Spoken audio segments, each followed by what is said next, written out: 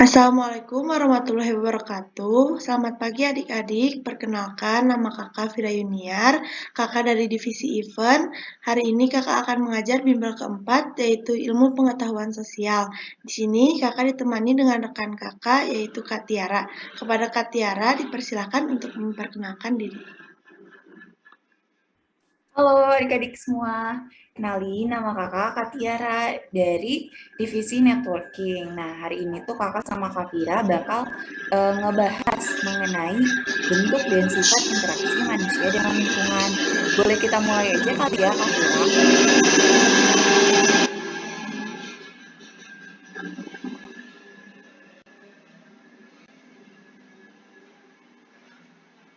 Nah yang pertama itu ada hubungan manusia dengan lingkungannya.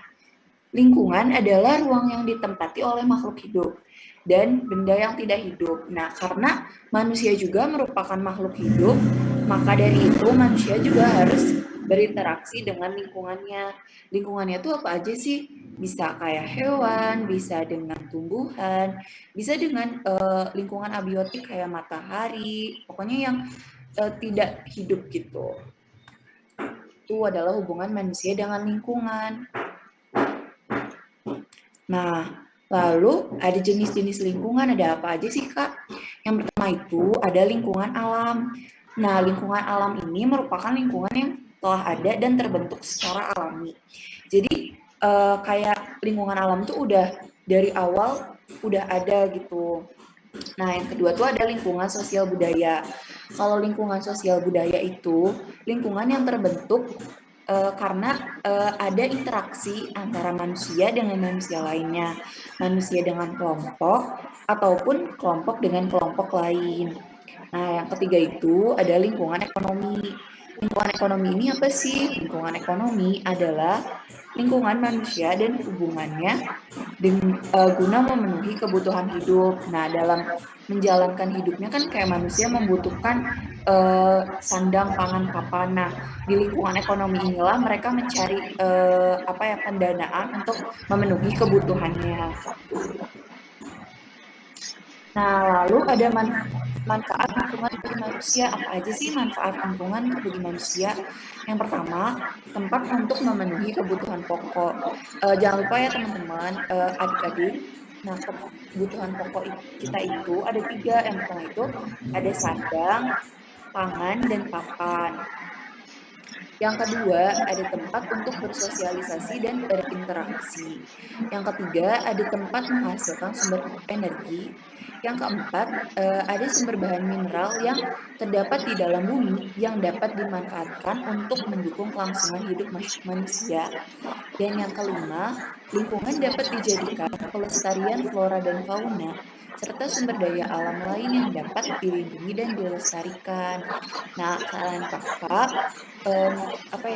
kalau misalkan kita punya tumbuhan atau hewan, kita benar-benar harus sayang banget nih, karena alam tuh udah kayak banyak punya cara buat melindungi dan melestarikan mereka. Maka dari itu kita juga harus membantu gitu, melindungi dan melestarikannya. Lalu di bagian B ada bentuk dan sifat interaksi manusia dengan lingkungan alam, sosial, budaya, dan ekonomi. Nah, bentuknya tuh apa aja sih, Kak? Nah, peranan manusia itu dibagi ke dalam 2. Ada peranan manusia positif dan peranan manusia negatif. Nah, peranan manusia positif itu peranan yang berakibat menguntungkan bagi lingkungan karena dapat menjaga dan melestarikan sumber daya alam. Kalau yang bersifat negatif itu peranan yang merugikan dan menyebabkan kerusakan terhadap lingkungannya. Nah, aku harap adik-adik semua tuh bisa menjadi suatu contoh peranan manusia yang bersifat positif. Kita tuh harus benar-benar menjaga dan melestarikan sumber daya alam. Kenapa? Karena kalau misalkan kita rusak, nanti kita nggak bisa memenuhi kebutuhan-kebutuhan kita. Nah, pola sikap individu terhadap lingkungan juga dibagi 3. Yang pertama, individu menerima lingkungan. Yang kedua, individu menolak lingkungan. Yang ketiga, individu bersifat netral. Nah, kalau menerima lingkungan itu, kita benar-benar menerima lingkungan yang ada dekat kita gitu. Kalau menolak tuh kayak seakan-akan kita nggak suka sama lingkungan kita. Kalau bersifat netral di antara menerima dan menolak. Nah, kalau menurut aku lebih baik dengan lingkungan apapun kita harus bisa menerima agar kita juga kayak lebih ikhlas gitu kalau mau menjaga dan melindunginya. Untuk pembahasan selanjutnya akan dibahas oleh Kak Vira. Silakan Kak Vira. Ya, terima kasih kepada Kak Tiara atas penjelasannya. Sekarang akan dilanjut oleh Kakak ya adik-adik. Jadi selanjutnya itu di poin C itu ada kualitas lingkungan. Kualitas lingkungan ini tuh dapat diartikan sebagai keadaan lingkungan yang dapat memberikan daya dukung yang optimal bagi kelangsungan hidup suatu wilayah. Jadi lingkungan yang berkualitas ini akan mengurangi ketegangan sosial dalam kehidupan bermasyarakat.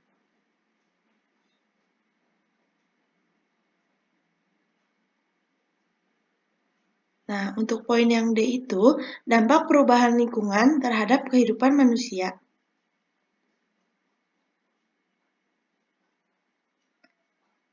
Untuk yang pertama itu, dampak terhadap lingkungan alam.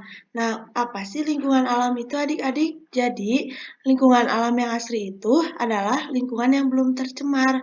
Nah, yang pertama itu ada pemanasan global. Untuk yang belum tahu, adik-adik, pemanasan global itu adalah peningkatan suhu rata-rata permukaan bumi. Pemanasan global ini mengakibatkan perubahan iklim dan menyebabkan kerusakan lainnya. Sebagian besar pemanasan global ini disebabkan oleh kegiatan manusia. Nah, meningkatnya pemanasan global ini juga sering disebut sebagai efek rumah kaca. Nah, efek rumah kaca itu apa sih adik-adik? Jadi, efek rumah kaca itu adalah pemanasannya permukaan bumi akibat dari suatu proses yang kompleks yang berhubungan dengan sinar matahari, gas, dan partikel-partikel yang ada di atmosfer.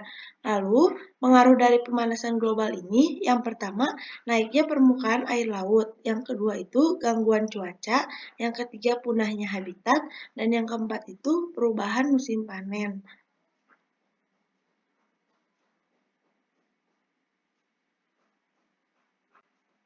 Nah, adik-adik, serem ya kalau misalnya terjadi ya pemanasan global ini. Oleh karena itu, adik-adik dan kita semua harus mencintai bumi ini. Nah, cara agar dapat mengurangi efek pemanasan global itu, yang pertama, dengan penggunaan minyak bumi secara efisien. Nah, itu tuh bagaimana sih caranya? Kita dapat melakukan dengan menggantikan kendaraan yang menggunakan bahan bakar fosil dengan kendaraan yang ramah lingkungan, seperti menggunakan tenaga matahari, listrik, dan bahan bakar biogas. Atau misalnya, kalau misalnya kita akan bepergian dengan jarak jauh, kita dapat mengganti kendaraan motor kita dengan menggunakan sepeda, agar kita juga dapat mengurangi polusi yang ada di sekitar. Lalu yang kedua, kita juga dapat menanam pohon di pekarangan rumah. Nah, tumbuhan atau pepohonan ini tuh punya fungsi yang besar untuk bumi karena dapat menyerap gas karbon dioksida. Semakin banyak pepohonannya, nanti semakin berkurang pula kadar pemanasan global. Lalu yang ketiga ini menggunakan sumber daya alam secara hemat. Nah, jadi menggunakan peralatan yang hemat listrik, mematikan lampu pada siang hari, menghemat penggunaan kertas, memilih kendaraan yang hemat BBM, dan lebih baik lagi menggunakan kendaraan umum untuk aktivitas sehari-hari. Nah, ini contoh kecil yang dapat kita lakukan dalam kehidupan sehari-hari. Jadi kalau misalnya pada siang hari, sebaiknya lampu itu dimatikan saja karena kita juga kan dapat penerangan dari ventilasi udara dari jendela kayak gitu adik-adik.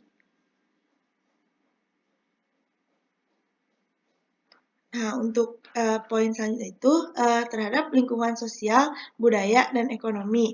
Di sini tuh ada tiga. Yang pertama itu kenakalan remaja, yang kedua kemiskinan, dan yang ketiga itu kepadatan penduduk.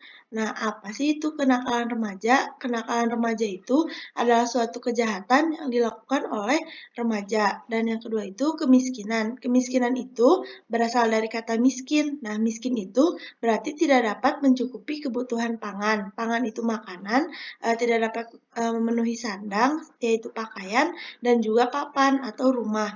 Lalu yang ketiga itu kepadatan penduduk. Kepadatan penduduk itu adalah perbandingan rata-rata jumlah penduduk di suatu daerah dengan luasnya daerah tersebut dihitung setiap kilometer persegi. Kenapa disebut kepadatan? Karena setiap wilayah itu ada batas maksimum untuk seseorang tinggal. Nah, karena terdapat jumlah penduduk yang melebihi jumlah maksimal, maka disebutnya kepadatan penduduk.